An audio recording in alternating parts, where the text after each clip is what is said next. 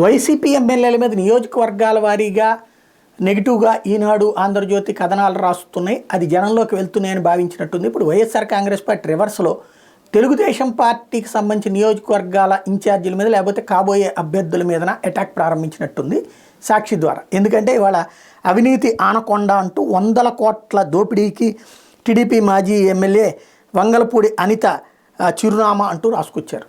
ఇది వంగలపూడి అనితకి 100 కోట్ల రూపాయలు కనుక దోచుకుని ఉంటే ఆవిడ అట్టు ఉండేదా? ఒక వెలుగు ఉండేది, శాసించేది వాళ్ళ రోజున.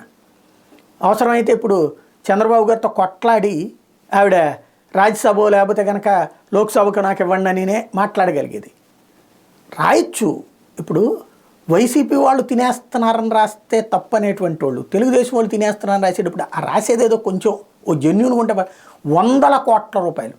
అదే జగన్ 1,00,000 కోట్లు తినేశాడు, చంద్రబాబు 6 లక్షల కోట్లు తినేశాడు, ఎట్లాగుందో ఇట్లాంటిది.